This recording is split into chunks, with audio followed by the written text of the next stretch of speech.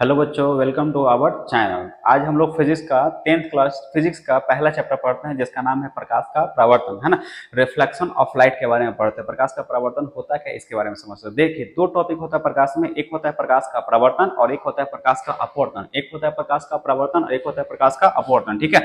देखिए, दोनों के बारे में समझाते हैं। माध्यम दो तरह का होता है, बस इसको याद करते चलिएगा। माध्यम कितने प्रकार का? दो प्रकार का। एक होता है विरल माध्यम, एक होता है सघन माध्यम। एक होता है विरल माध्यम, एक होता है सघन माध्यम। एक होता है विरल माध्यम और एक होता है सघन माध्यम। दोनों के बारे में समझिएगा। देखिए, जिस माध्यम में प्रकाश को जाने में जरा सा भी तकलीफ नहीं होता है, एकदम आराम से पार हो जाता है, उसे हम लोग होता है विरल कहते हैं। क्या कहते हैं? तो विरल। तो वायु जो माध्यम होता है या निर्वात होता है, वह कौन सा माध्यम होता है? तो विरल।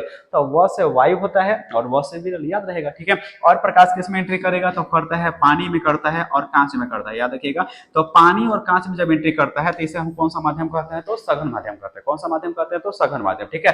तो माध्यम कितने प्रकार के? दो माध्यम, एक होता है विरल, एक होता है सघन। एक होता है विरल, एक होता है सघन। आप भी बोलते चलिए साथ में, आपको याद होता चलेगा, ठीक है।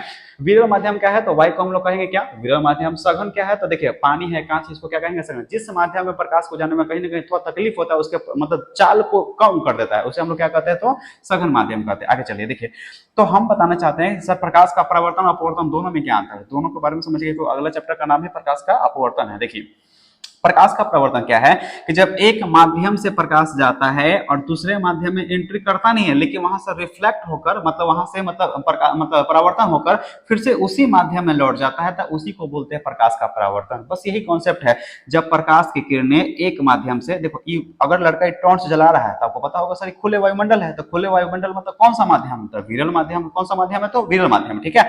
और इसको हम वायु भी कह सकते हैं। तो वायु कौन सा माध्यम है? तो विरल माध्यम। यहां से प्रकाश गया, यहाँ कांच के पास पहुंचा, तो कांच कौन सा माध्यम होता है? तो सघन माध्यम होता है। कौन सा माध्यम होता है? तो सघन, ठीक है। और जब सघन माध्यम होता है तो कहीं ना कहीं अगर प्रकाश इसमें एंट्री कर जाता तो हम इसको कहते हैं प्रकाश का अपवर्तन। जब एक माध्यम से दूसरे माध्यम में प्रकाश चला जाता है तो उसे कहते हैं प्रकाश का अपवर्तन। लेकिन जब एक माध्यम से दूसरे माध्यम में प्रकाश नहीं जाता है, मतलब प्रकाश यहां से गया और वहां से टकराकर फिर से पहले ही वाला माध्यम में लौट गया। देखो, ये लड़का यहाँ पे खड़ा है तो खुले वायुमंडल में खड़ा है, ये लड़का खड़ा है तो खुले वायुमंडल में खड़ा है। यहां से प्रकाश मारा, यहाँ पे पहुंचा कांच के पास, और जब कांच के पास पहुंचा तो रिफ्लेक्ट होकर फिर इस लड़का के कमीज के पास कहीं की लाइट आ रहा है। इसका मतलब क्या? गया था सर विरल में और लौटा भी किस में? विरल में। तो माध्यम चेंज नहीं किया, और जब माध्यम चेंज नहीं करेगा तो इसी को बोलते हैं प्रकाश का परावर्तन। क्या कहते हैं? प्रकाश का परावर्तन। क्या कहते हैं? प्रकाश का परावर्तन। अर्थात जब एक माध्यम से प्रकाश दूसरे माध्यम में नहीं जाती है और लौट कर फिर से पहले ही माध्यम में आ जाती है, उसे कहते हैं प्रकाश का परावर्तन। लेकिन अगर एक माध्यम से प्रकाश दूसरे माध्यम में चली जाती, तो उसे हम लोग बोलते हैं प्रकाश का अपवर्तन। क्या कहते हैं? प्रकाश का अपवर्तन। याद रखिएगा, बस यही चीज है। माध्यम भी समझ में आ गया। कितने प्रकार के माध्यम? तो दो प्रकार का। एक होता है सघन, दूसरा होता है विरल। एक होता है सघन, एक होता है विरल, ठीक है। सघन जिसमें प्रकाश को जाने में बड़ी तकलीफ होता है, उसे हम लोग क्या कहते हैं? सघन। और जिसमें प्रकाश में जाने में तकलीफ नहीं, उसको क्या कहते हैं? तो विरल कहते हैं, ठीक है। तो वायु क्या है? विरल है। जल और मतलब कांच क्या है? तो सघन माध्यम है। तो एक माध्यम से प्रकाश निकला और किसी समतल प्लेट से टकरा भी गया यहाँ पे, ठीक है, और उसमें एंट्री नहीं करके फिर से पहले ही माध्यम में आ गया, तो इसे हम लोग बोलते हैं प्रकाश का प्रवर्तन। लेकिन कोई बात नहीं, पहले देखिए, इस चैप्टर को समझाएंगे और अच्छे ढंग से समझाएंगे और अच्छे से फिगर दिखा दिखा कर समझाएंगे, ठीक है। लेकिन पहले हम समझते हैं कि सर प्रकाश होता क्या है। अगर प्रकाश जान लीजिएगा, प्रकाश कैसे, किस वस्तु से प्रकाश निकलता है, इस सब के बारे में जब जान लीजिएगा तब आपको समझ में आएगा सर प्रकाश का प्रवर्तन क्या होता है। हम लोग चलिए चैप्टर स्टार्ट करते हैं। देखिए, तो आपको प्रकाश का प्रवर्तन जानने से पहले आपको जानना पड़ेगा सर प्रकाश होता क्या है ना। प्रकाश होता क्या है? देखिए, याद रखिएगा। तो प्रकाश क्या है, लाइट क्या है, इसके बारे में समझते हैं। देखिए, प्रकाश वह भौतिक कारक होता है या प्रकाश वह कारक होता है जिसकी सहायता से हम किसी भी वस्तु को हम आसानी से देख सकते हैं। प्रकाश वह कारक है ना।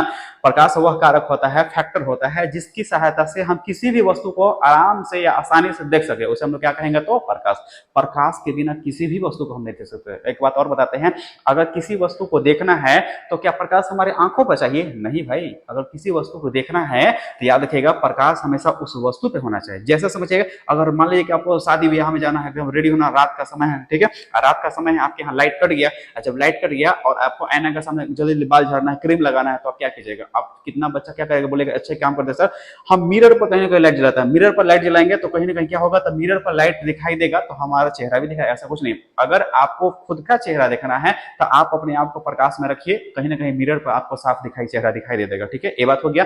दूसरा पॉइंट, अगर आप रात में गाड़ी चलाते हैं तो या मतलब गाड़ी पर बैठते भी हैं, देखे होंगे, टू व्हीलर फोर व्हीलर कोई भी हो, ठीक है। तो जब जहां ड्राइवर बैठा रहता है वो हमेशा अंधेरा में रहता है, लेकिन उसका रास्ता जब अगर अंधेरा में रहेगा खुद ना तो बहुत अच्छे ढंग से गाड़ी चलाएगा, क्योंकि अगर मान लीजिए उधर से प्रकाश, अच्छा रात में गाड़ी चले, देखें उधर से प्रकाश मारा आपकी आंखों पे तो लगता है अरे बाप रे हम थक्का लग जाए, ये वाला हाल हो जाता है। तो यही बात बताना चाहते हैं कि जब किसी वस्तु को देखना है तो उस वस्तु पे प्रकाश पड़ना चाहिए, ना कि हमारे आंखों पे, ठीक है। अगर हमारे आंखों पे मतलब पड़ेगा तो आंख से हम उस वस्तु को देखे नहीं पाएंगे। मान लीजिए रात में कुछ भी चीज देखना है ना, तो कहीं ना कहीं अगर मान लीजिए कि आपको खाना ही खाना है तो खाना अगर मान लीजिए कि लाइट में है तो आराम से खा सकते हैं। आपको आंखों पर लाइट है या नहीं इससे कोई मतलब है नहीं है, ठीक है, याद रखिएगा। तो प्रकाश क्या है, तो प्रकाश वो माध्यम है जिसके सहायता से हम किसी भी वस्तु को देख सकते हैं। जैसे इस इमेज में देखिए, अगर इस इमेज में देखिएगा तो अगर हमें इस पौधा को देखना है, हरे वाला पौधा को देखना है, तो सूर्य का प्रकाश यहाँ पे लाइट आता है और यहाँ लाइट आता है तो यहाँ से रिफ्लेक्ट होता है और हमारे आंखों तक आता है। अर्थात अगर यह लाइट में है ना, यहाँ पर क्या है तो पूरा का पूरा लाइट है सूर्य के प्रकाश से, तो हम इसको देखेंगे तो हमको दिखाई दे रहा है, क्योंकि यह वस्तु है और वस्तु प्रकाशित है, क्योंकि सूर्य का प्रकाश यहाँ आ रहा है तो हम आराम से किसी वस्तु को हम देख सकते हैं। अर्थात किसी भी वस्तु को देखना तो हमें किसका जरूरत पड़ेगा, तो प्रकाश का। किसका जरूरत पड़ेगा, तो प्रकाश का, ठीक है। तो प्रकाश समझ में आ गया, हो गया। प्रकाश किसे कहते हैं, तो प्रकाश वह कारक है, वह माध्यम है जिसकी सहायता से हम किसी भी वस्तु को देख सकते हैं। चलिए ठीक है। तो इस आपके माइंड में क्वेश्चन आता होगा कि सर प्रकाश कहीं ना कहीं से निकलता भी तो होगा, कोई ना कोई ऐसा वस्तु का जिससे प्रकाश निकलता है, ठीक है। तो याद रखिएगा सर, प्रकाश जिस वस्तु से निकलता है, प्रकाश जिस वस्तु से निकलता है उसे हम लोग प्रकाश स्रोत कहते हैं। मतलब जिस भाग से मतलब वस्तु, कोई भी वस्तु हो, कोई भी वस्तु से अगर प्रकाश निकले उसे हम लोग क्या कहते हैं, प्रकाश स्रोत कहते हैं। जैसे देखिए सूर्य हो गया, यहाँ पर कैंडल मतलब मोमबत्ती हो गया, ये सब के सब क्या है, इसी से प्रकाश निकलेगा, इसलिए हम इसको क्या कहेंगे, तो प्रकाश स्रोत कहेंगे। क्या कहेंगे, तो प्रकाश स्रोत, ठीक है। तो जिस वस्तु से प्रकाश निकले उसे हम लोग क्या कहेंगे, प्रकाश स्रोत कहेंगे। क्या कहेंगे, तो प्रकाश स्रोत। आगे चलिए देखिए, तो प्रकाश स्रोत दो प्रकार का होता है। प्रकाश स्रोत कितने प्रकार के होते हैं, तो दो प्रकार का। एक होता है क्या, प्राकृतिक, जिसको नेचुरल कहते हैं। एक होता है क्या, आर्टिफिशियल, जिसको कहते हैं मानव निर्मित, ठीक है। तो कुछ ऐसे वस्तुएं हैं जिससे प्रकाश निकलता है लेकिन वो भगवान के द्वारा ही बनाया गया, कोई मानव बनाया नहीं है, उसे हम लोग बोलते हैं नेचुरल या प्राकृतिक प्रकाश स्रोत। जैसे समझिएगा, यहाँ सूर्य को देखिए, क्या मानव बनाया है, नहीं। यहाँ तारा को देखिए, क्या मानव बनाया, नहीं है। देखिए तो याद रखिएगा कि सूर्य है, तारा है, इस सब के सब कैसे है बताइए, तो प्राकृतिक स्रोत है। कैसे स्रोत है, तो प्राकृतिक स्रोत है ना। और यहाँ देखिएगा ध्यान से, देखिए यहाँ पर मोमबत्ती है, लैंप है, मतलब लाइट है, मतलब बल्ब है, इस सब के सब जो होता है ना, इस सब मानवों के द्वारा बनाया गया है। इसीलिए इसको हम लोग क्या कहते हैं, तो मानव जनित प्रकाश स्रोत कहते हैं। क्या कहते हैं, तो मानव जनित प्रकाश स्रोत कहते हैं। तो प्रकाश किसे कहते हैं बताइए फिर से, प्रकाश किसे कहते हैं, तो प्रकाश वह कारक है जिसके सहायता से हम किसी भी वस्तु को देख सकते हैं। चलिए पहली बात हो गया। दूसरा बात समझिएगा कि सर प्रकाश स्रोत कितने, प्रकाश स्रोत भी हो गया, ठीक है। प्रकाश स्रोत कितने प्रकार का होता है, दो प्रकार का होता है। एक होता है क्या, एक होता है प्राकृतिक, एक होता है मानव जनित, ठीक है। तो प्राकृतिक प्रकाश स्रोत किसे कहते हैं, याद रखिएगा, जो प्रकृति के द्वारा बनाया गया है, जिसमें मानव को जरा सा भी हस्तक्षेप नहीं है, उसे हम लोग बोलते हैं प्राकृतिक। जो मानवों के द्वारा बनाया गया उसे हम लोग क्या कहेंगे, तो मानव जनित। समझ में आ गया होगा। चलिए आगे चलिए देखिए, अगला पॉइंट लिखा गया है क्या, सर प्रदीप्त वस्तु और अप्रदीप्त वस्तु में क्या अंतर है। अच्छे समझिएगा, प्रदीप्त वस्तु और अप्रदीप्त वस्तु में क्या अंतर है। इसको हम दीप्तिमान भी कहते हैं और इसको अदीप्तिमान भी कहते हैं, है ना। देखिए इसको दीप्तिमान कहते हैं, इसको क्या कहते हैं, अदीप्तिमान कहते हैं। याद रखिएगा, इसको ल्यूमिनस भी कहा जाता है, किसको, तो दीप्तिमान को। देखिए तो प्रदीप्त वस्तु क्या है, तो कुछ ऐसे वस्तु है ना, तो कुछ ऐसे वस्तु होते हैं जो स्वतः प्रकाश उत्सर्जित करते हैं, उसे हम लोग कहते हैं प्रदीप्त वस्तु। जिस वस्तु से प्रकाश निकलेगा उसे हम क्या कहेंगे, प्रदीप्त। जिस वस्तु से प्रकाश नहीं निकलेगा उसे हम लोग क्या कहेंगे, तो अप्रदीप्त। जिस वस्तु से प्रकाश निकलेगा उसे हम लोग कहेंगे प्रदीप्त, और जिस वस्तु से प्रकाश नहीं निकले उसे हम लोग कहते हैं अप्रदीप्त। जैसे समझिएगा, यहाँ देखिए तारा का खुद का प्रकाश है, देखिए यहाँ पर देखिए सूर्य है, मतलब प्रकाश निकलता है, मोमबत्ती है, लैंप है, मतलब जलता हुआ मोमबत्ती है, जलती हुई लैंप है, जलता हुआ बल्ब है, यहाँ देखिए जलती हुई बल्ब है, इस सब के सब क्या है बताइए, प्रदीप्त वस्तु। जिस वस्तु से प्रकाश निकले उसे क्या कहेंगे, प्रदीप्त वस्तु। और जिस वस्तु से प्रकाश ना निकले उसे हम लोग क्या कहेंगे, अप्रदीप्त वस्तु। आप लोग कहीं ना कहीं पढ़ते होंगे बेंच जो बैठ कर, ठीक है। तो बेंच पर पढ़ते हैं, बेंच का लाइट आता है नहीं ना, ठीक है। देखिए बैग लेके जाते होंगे पढ़ने, क्या बैग में लाइट होता है, नहीं होता। फिर देखिए पत्थर है, लकड़ी है, इस सब पर कहीं प्रकाश है नहीं, है ना। मोबाइल मोबाइल, पंखा पंखा, उलट पुलट, सब के सब क्या होता है, तो अप्रदीप्त वस्तु होता है। कैसा होता है, तो अप्रदीप्त वस्तु हो गया। तो दोनों में दिक्कत नहीं होगा। प्रदीप्त किसे का, जिससे स्वतः प्रकाश उत्सर्जित होगा, जिस वस्तु से प्रकाश निकलेगा उसे क्या कहेंगे, तो प्रदीप्त या लुमिनस कहते हैं। और याद रखिएगा, जिस वस्तु से प्रकाश नहीं निकले, ठीक है, उसको नॉन लुमिनस कहा जाता है या अप्रदीप्त वस्तु कहा जाता है। चलिए आगे बढ़ जाते हैं।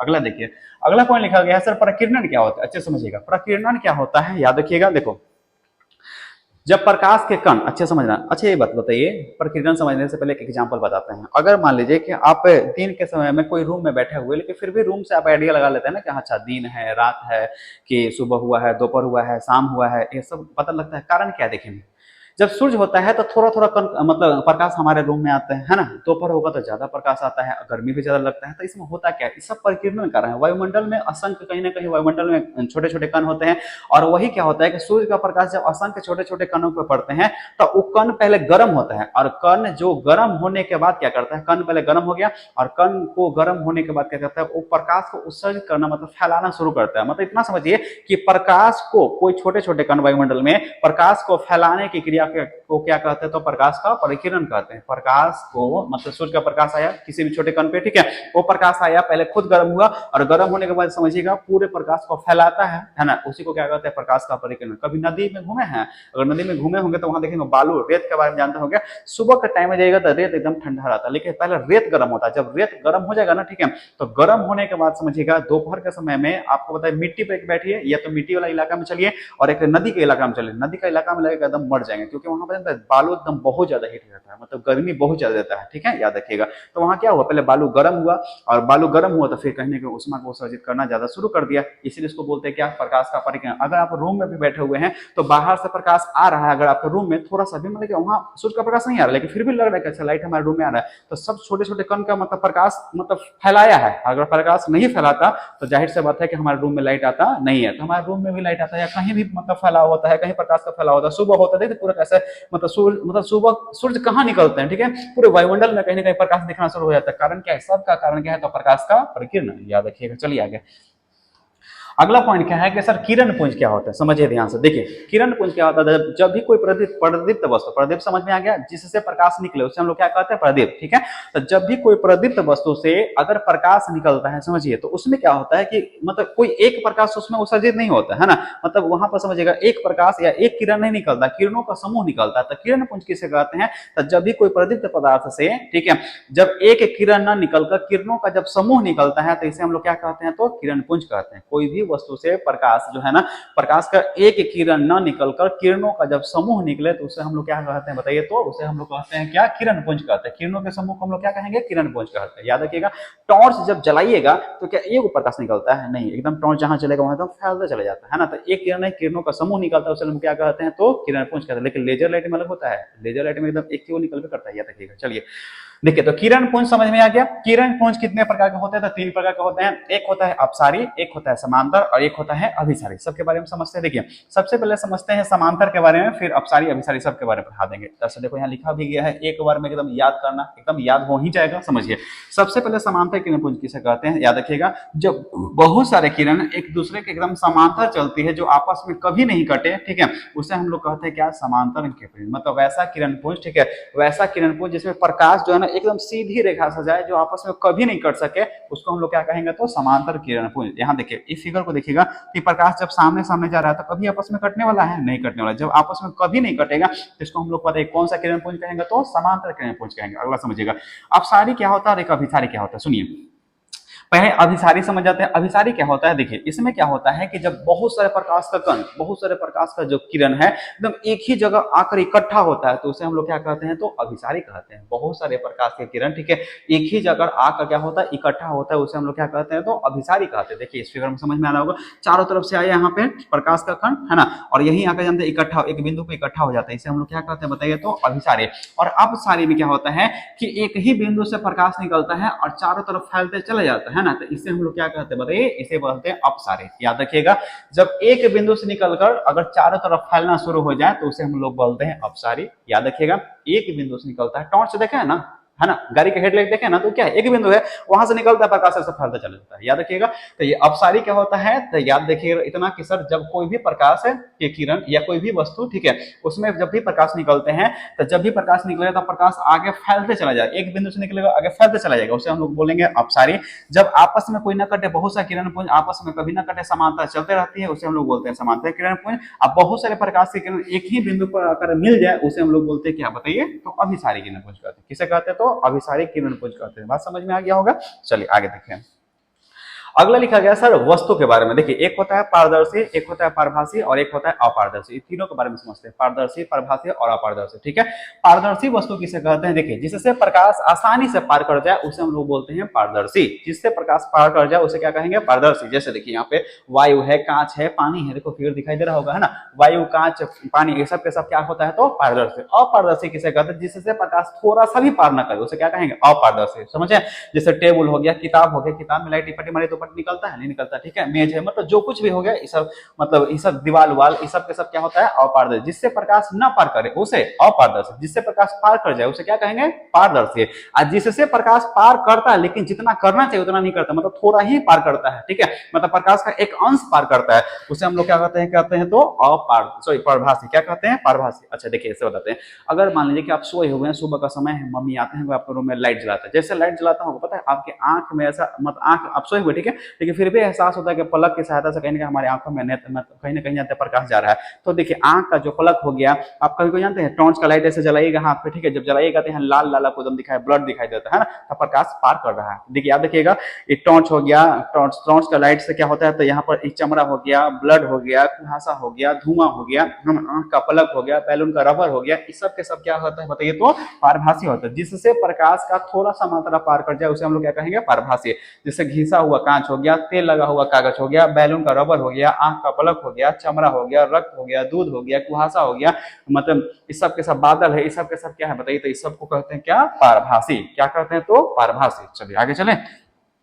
अगला पॉइंट देखिए बताते हैं, प्रकाश का जब हम आपको अभी बताया था क्या कि पारदर्शी के बारे में कि सर प्रकाश पार कर जाता है किसमें? तो वायु में, कांच में और पानी में। देखिए याद रखिएगा सर प्रकाश तो पार करता है लेकिन किसी में प्रकाश बहुत तेज चलता है, किसी में थोड़ा कम और किसी में एकदम कम होता है। ठीक है, तो सबसे ज्यादा तेज चलता है वायु और निर्वात में चलता है, 3 लाख किलोमीटर प्रति सेकंड के हिसाब से चलता है। ठीक है, उसके बाद चलता है पानी में, ठीक है, 2.25 लाख हो गया, और कांच में होता है क्या? 2 लाख प्रति किलोमीटर के हिसाब से चलता है। जैसे यहाँ पर देखिए हम लिख भी दिए हैं कि प्रकाश का चाल, हवा में प्रकाश का चाल कितना होता है? 3 गुना 10 के पावर 8 मीटर प्रति सेकंड। मीटर में कहेगा 10 के पावर 8, लेकिन किलोमीटर में पूछे तब 3 लाख किलोमीटर प्रति सेकंड। एक सेकंड में याद रखिएगा सूर्य का प्रकाश कितने जाते हैं? तो 3 लाख किलोमीटर जाता है। दूसरा समझिएगा, पानी में प्रकाश का चाल कितना होगा? 2.25 गुना 10 के पावर 8 मीटर प्रति सेकंड हो गया, और कांच में प्रकाश का चाल कितना होता है? 2 गुना 10 के पावर 8 मीटर प्रति सेकंड, है ना। ये सब याद करिएगा, सब ऑब्जेक्टिव में क्वेश्चन पूछता है। चलिए आगे देखिए, तो प्रकाश के बारे में तो आपको कोई दिक्कत नहीं होना चाहिए, किरण पुंज क्या है, ये सब के बारे में आपको पढ़ा दिए।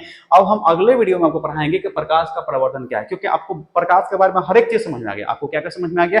तो प्रकाश क्या है ये बात समझ में आ गया, प्रकाश स्रोत क्या है ये समझ में आ गया, प्रकाश स्रोत कितने प्रकार के होते हैं ये भी बात समझ में आ गया। फिर आपको पढ़ाया प्रदीप्त पदार्थ और प्रदीप्त वस्तु में क्या अंतर है, ये भी समझ में आ गया। फिर वस्तु के बारे में पढ़ाया क्या कि पारदर्शी, पारभासी और अपारदर्शी वस्तु क्या होता है, इसके बारे में आपको समझ में आ गया, है ना। फिर देखिए किस माध्यम में, माध्यम भी समझ में आ गया, सघन माध्यम, विरल माध्यम होता है, याद रखिएगा। फिर प्रकाश का परावर्तन के बारे में आपको पता है। फिर अच्छा ये भी चाल बताया आपको कि सर किस किस वस्तु में मतलब प्रकाश का चाल ज्यादा होता है। आपको बताया सर निर्वात में एकदम ज्यादा होता है ना, वायु में प्रकाश का चाल ज्यादा होता है, उससे थोड़ा कम होता है पानी में होता है 2.25 होता है, ठीक है। उससे भी कम होता है किसमें, तो कांच में। तो कांच में प्रकाश का चाल एकदम कम हो जाता है ना, और सबसे ज्यादा किसमें होता है, तो निर्वात में। मिलते हैं नेक्स्ट वीडियो में, तब तक के लिए जय हिंद।